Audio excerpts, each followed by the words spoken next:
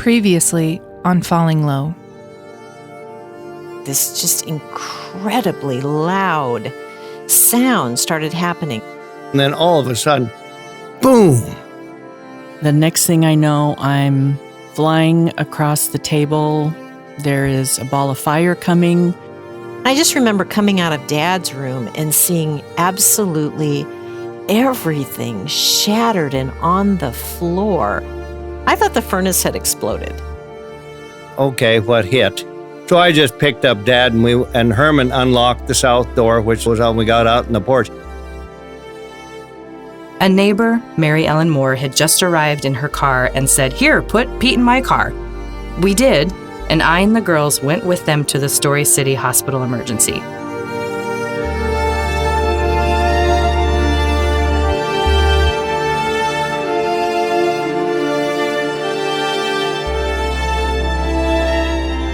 The mysterious explosion that happened on Falling Low Farm on December 9th, 1968 was felt for miles.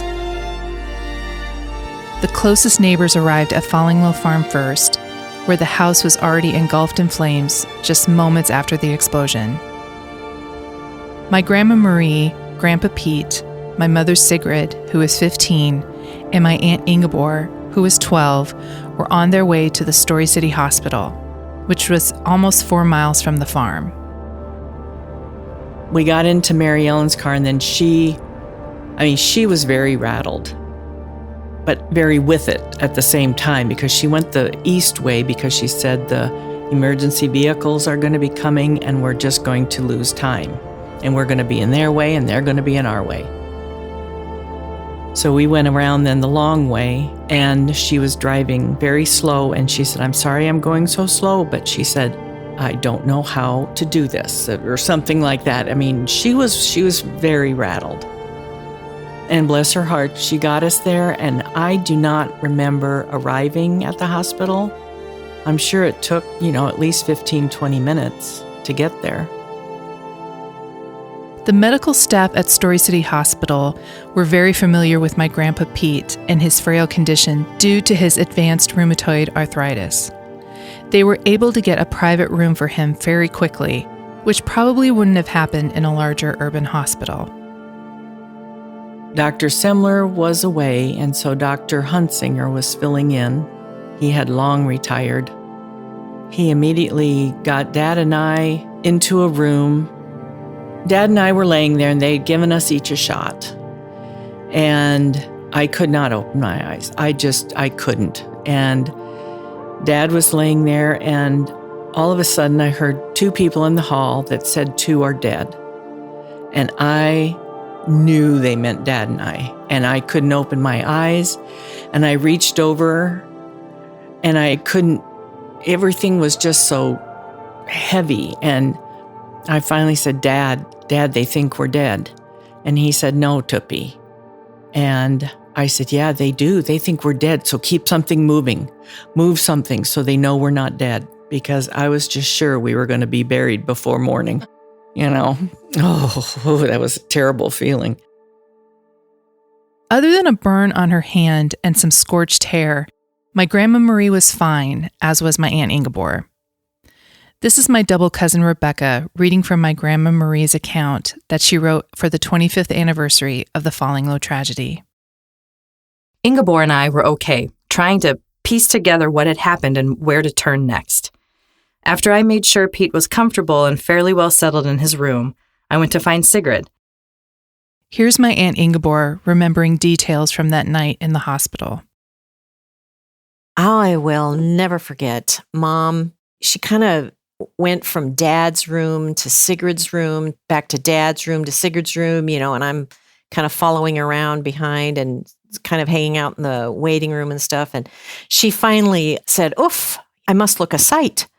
And she went into the little bathroom off the waiting room and came back out and I haven't got a comb, I haven't got my lipstick, I haven't got my purse, and, realizing, she's lost everything. And I don't remember her breaking down then, but just being absolutely, flummoxed. How in the world? How do we function? What do we do?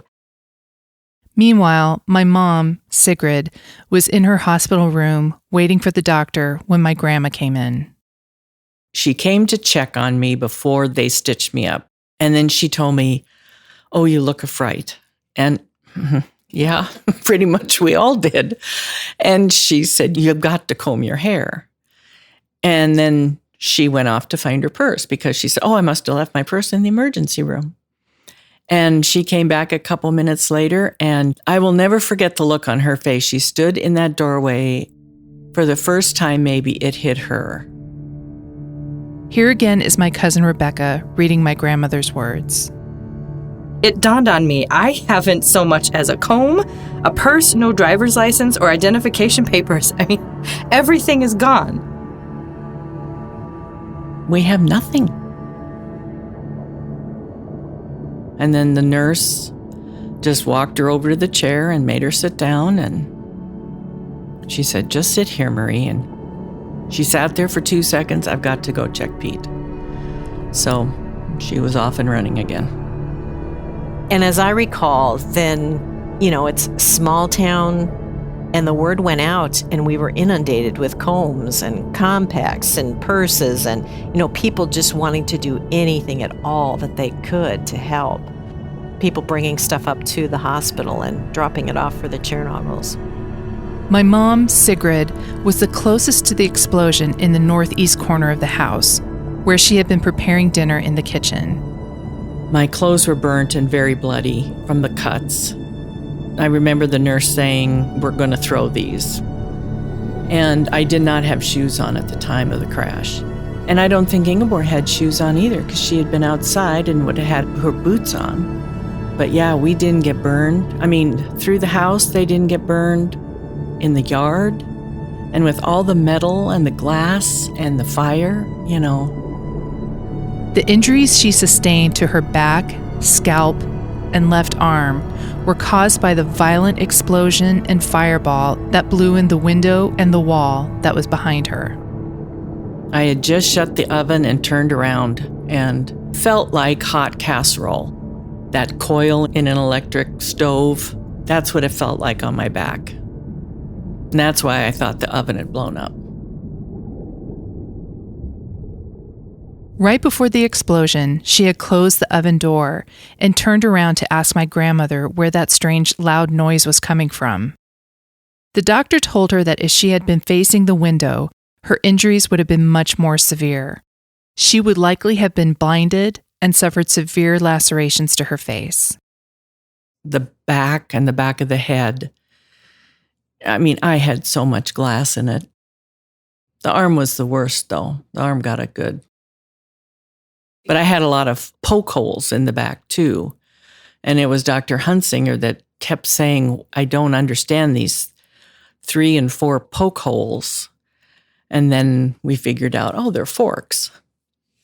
When I went over the table, I must have landed and then got these fork holes. And There were tiny shards of glass embedded in my mom's scalp and back that took months to work its way out. The simple act of brushing her hair became excruciating. She was incredibly fortunate. This was yet another way that God was looking out for my family. And then I remember getting stitched up and wanting to get up and walk and looking for Dad that night. Roxy and Becky Holm, their dad was the fire chief. And Monday night was always choir practice. And from what I understand, it went from like 6:30 to 7:30 or something like that. And they just had to call off choir practice because half the choir was in the volunteer fire department. And so they all went. And then Roxy and Becky came up to the hospital after a while to see me and to see what was going on and what had happened and how, we were faring and stuff. It was really, really nice. Meanwhile, back at the farm, my Uncle Mike, who was 20, and my Uncle Martin, who was 18, were joined by emergency crews as well as many neighbors in the area that poured in to help. I never went to the hospital. No. Gary Brown came up to me. I didn't have a coat. It's winter, Didn't have a coat, and he took off his coat and gave it to me. He said, "You wear this, I'll go home and get another one." So I got a big, heavy coat and started walking around where you couldn't walk 5 feet without bumping into somebody. I've never seen so many people in my life, you know. A Rolling Stone concert doesn't have that many people at it, you know. Gee. My great-uncle Alfred, who was my grandpa Pete's brother, lived half a mile directly east of Fallinglow Farm. Alfred's son, Paul, who was 16 at the time, has vivid memories of what happened that night. Here's our phone call with Paul, who now lives in California. I think it was around between 6:15, 6:30, right in there. And I was in my room, doing some homework, which is rare. And I heard a jet, which is not a big deal because, we're kind of in the approach pattern for commercial jets flying into Des Moines. The odd thing, it got noticeably louder and louder and louder. And then all of a sudden, boom. It was as if a plane passed right over our house, which it did, and crashed somewhere. Next thing, I heard Mom scream from the kitchen, and I ran out to see what the deal was, and looked out the large window facing the west and saw the fiery inferno. It was, I'd never seen anything like it. It was, the flames are towering above the tallest trees on the Fallinglow Farm. And my first thoughts were, wow, what happened? Did a bomb get dropped by accident? Underground gas explosion, something like that. But then I remembered the plane and was thinking, oh my God, it's been a plane crash. There were 3 neighbors who were immediately closest to the farm. Paul and his family, who were half a mile east, and half a mile directly south of Fallinglow were the Reinertsons. Their son, Gary, who was 16 at the time, remembers that night. Yeah, we were just sitting down to the supper table, and one of my sisters thought that the man whose farm we lived on was backing his pickup into our house. And then we heard the big boom, so she'd seen apparently the lights coming, towards the house. And we jumped up pretty quick after that. And Dad and I hopped in my car and we went, so. And when I was going back and thinking about all this stuff, it was so hard because of the fact you found out so much stuff later and you couldn't remember if you knew that at the time or not. I suppose right away you were thinking it was something on the interstate just because the interstate was so close there, and you always thought about the cars smashing together and things, but we pulled up and we stopped on the other side of the gravel road from their house just so because we knew that there'd be all kinds of traffic coming. And we ran across the road, and the family had just gotten out of the house. Of course, we ran to the house first, and they said, no, go back, we're fine. And then, boy, the house went up so quick just after that. It was amazing.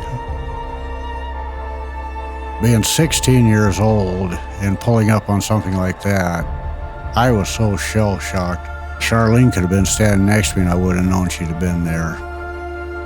Charlene Hovick Sievers, who was my mom's best friend and the same age as my mom, lived across from Fallinglow Farm, just 150 yards east. We sat down with Charlene, Gary, and my mom to talk about what happened that night.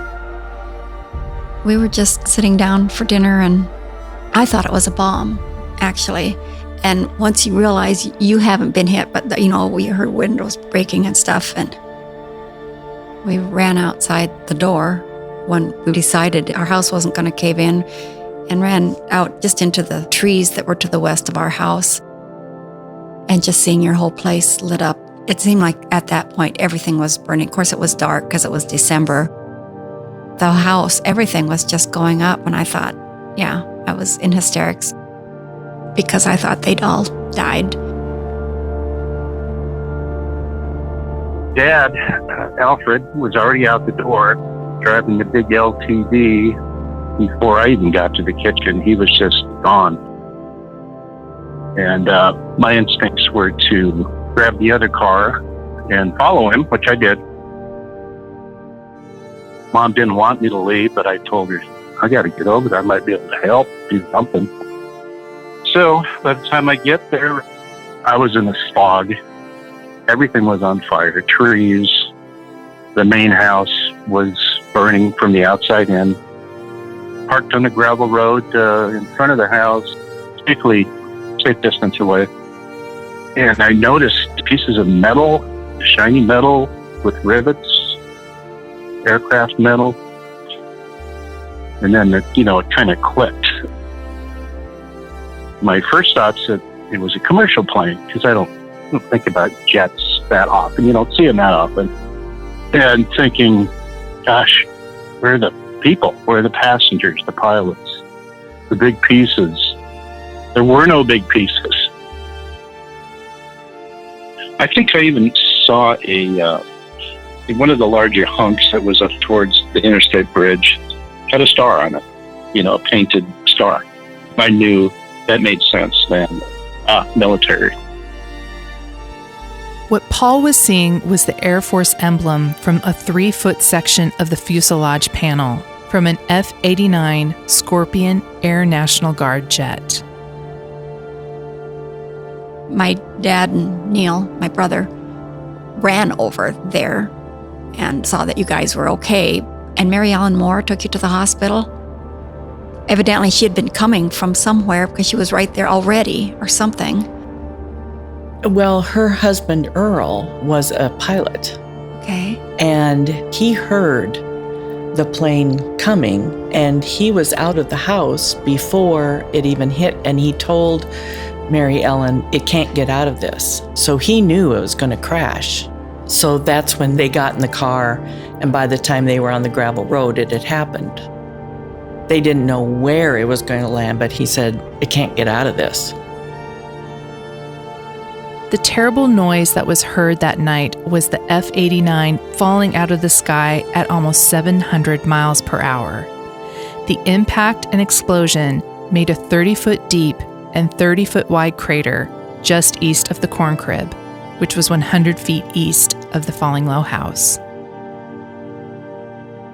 When I first saw that hole where the jet went in, I looked down in that, and it's little circles of flame all the way down into that terribly deep hole, and then at the bottom it was the big flame, of course. And being a Christian and all, like we were back then, and still are, I should say, that was hell. It looked just like hell to me. The explosion from the airplane was deflected from the house by the corn crib, which was uniquely constructed of concrete and was full of 10,000 bushels of crops, a full year's harvest.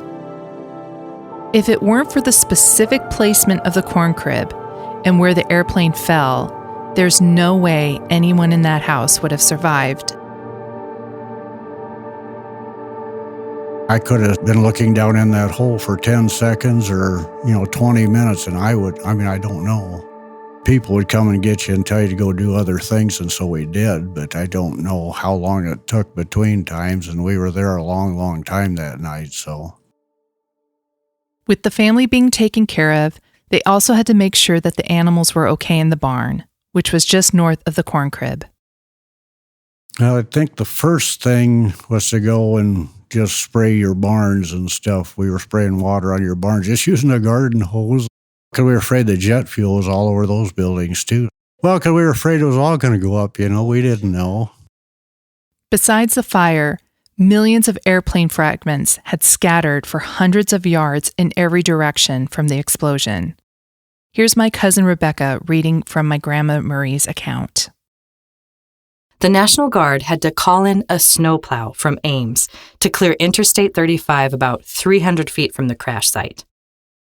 Interstate 35 ran north and south, 100 yards west of the farmhouse.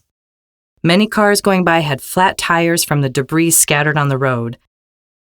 Yeah, the cars were stopping out on 35 there. The people going north because there was so much stuff on the road, and so we were on the highway there, and we had to get that off there, and we just threw it up onto the grassy areas so people could get by. I did that for a while, and I don't know how long I did that for, and then somebody comes over and says, hey, we need a group you to go out in the cornfield, because we're looking for bodies, and, so we walked over towards the cornfield, and somebody said, get up here, and I got up on I suppose it was a fire truck, I don't know, I don't remember, and we went out and was driving around the field, and we only found one, and then they thought there would be more, and like I say, we didn't know. It was even a Air Guard jet that went in at that time, so we didn't know how many people we'd find out there, but we found the one.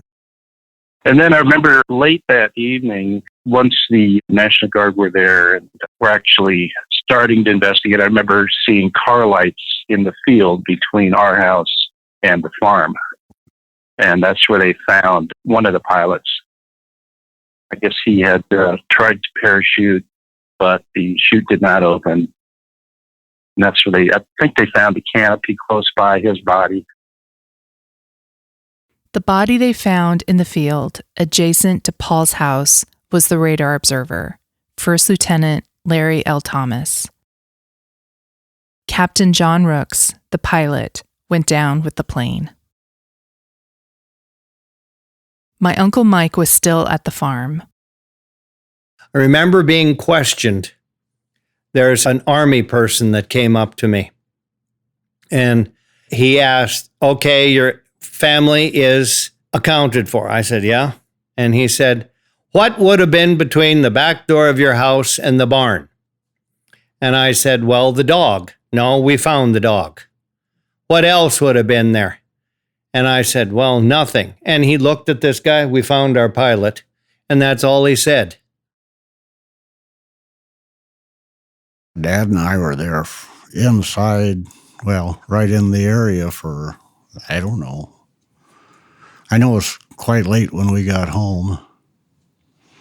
And my sisters and my mom were still up, and I shouldn't probably tell you this one, but like I say, I was really young, and I probably kind of hyped up, and we drove back home. So Dad, he said, let's stop by the garage first. So we stopped by our garage, and he went in and got a little bottle of whiskey out of inside the garage there, and he said, boy, don't tell your mother this. He said, but take a couple of drinks. And I took one, and it burned something fierce. I'd never had that before. I still would never drink straight whiskey, even now. And I took another one, and he gave me some gum to chew, and of course, he had a couple. And then we went in the house, and on the way up, when we were walking into the house, he says, he says, you tell them that, everything's fine, and that's all you tell them. He said, you don't tell them what you saw, and he said, women don't need to hear that stuff, because that's the way it was back then, women don't need to hear that stuff. So, we really didn't. Now, the next thing I remember is, I know Michael was in the Falcon with me, headed towards town to the hospital. And I think Martin was with too. And they were obviously in shock, and I was trying to maintain my composure. And I remember Michael saying, slow down, slow down. I was going maybe 25 miles an hour. But poor guy, God, slow down. And he was just in disbelief like we all were. And after that, I really don't remember that much. I remember dropping Michael for sure, possibly Martin, off at the hospital. I finally got in to see Dad later on that evening. It was late because you came into my room. I had been stitched up. Yeah. And you said, did you hear one boom or two? And I said, I don't remember. Yeah, that seems to be a question that everybody was asking. Because at one point they thought maybe it exploded in the air and then exploded, when it hit the ground. The severity of the situation had already reached the Pentagon in Washington, D.C. A nurse told Grandma Marie that a representative from the Pentagon had already called just a few minutes after they arrived at the hospital. But as I walked by the nurse's station, a nurse had her 2 cigarettes going, in a hospital, and you walked in and went like this to get the smoke. There's the hallway. Okay. Different times, And I remember his name. His Lieutenant General May was in on the phone and just cussing up a blue streak. I do remember that, and then going to see Dad and that kind of stuff. Because he was commander of the National Guard at the time. And I was talking to somebody about, boy, do we have a mess out here in Iowa. You know what I mean? And he had come into the hospital to see how people had done, And I got the impression from him that all he was doing was he was just petrified to the liability this was going to cost, just a few hours.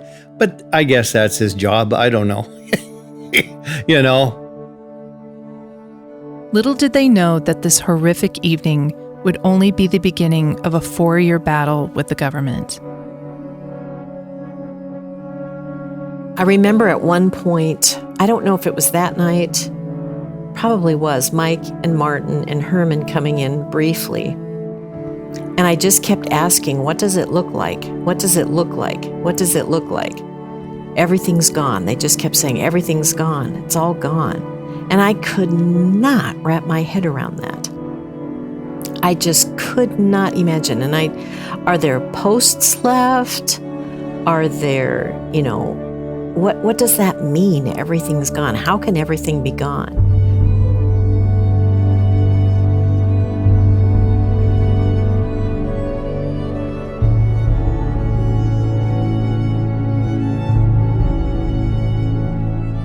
Along with the buildings and the belongings that were lost that night on Falling Low Farm was the life of the family's black lab, Buster.